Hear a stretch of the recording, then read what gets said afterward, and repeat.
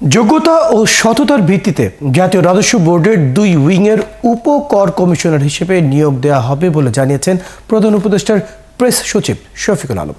দুপুরে রাজধানীর foreign service একাডেমিতে এক ব্রিফিংয়ে প্রেস সচিব এই কথা জানান। প্রেস সচিব আরও জানান, যে কোনো ক্যাডার থেকে তাদের নিয়োগ দেওয়া যাবে। প্রধান উপদেষ্টা প্রফেসর মোহাম্মদ ইউনূসের সভাপতিত্বে বৃহস্পতিবার রাজধানীর তেজগাঁওয়ে প্রধান উপদেষ্টার কার্যালয়ে বৈঠক শেষে প্রেস সচিব আরও জানান, 10টি কমিশনের প্রস্তাবিত সুপারিশের মধ্যে 367টিতে অনুমোদন দেওয়া হয়েছে। অফিসিয়াল ও কূটনৈতিক পাসপোর্টে পারস্পরিক ভিসা অব্যাহতি সুবিধা পেতে পাকিস্তানের সঙ্গে চুক্তির অনুমোদন দিয়েছে উপদেষ্টা পরিষদ। পাকিস্তানের মতো এরকম চুক্তি আমরা আরও 31টি দেশের সঙ্গে করেছি।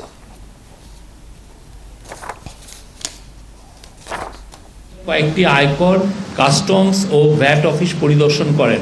মত বিনিময় শেষে রাজস্ব নীতি ও রাজস্ব ব্যবস্থাপনা অধ্যাদেশ 2025-এর কতিপয় ধারা সংশোধন ও সংযোজনের বিষয়ে উপদেষ্টা পরিষদ কমিটি কর্তৃক সুপারিশ করা হয়।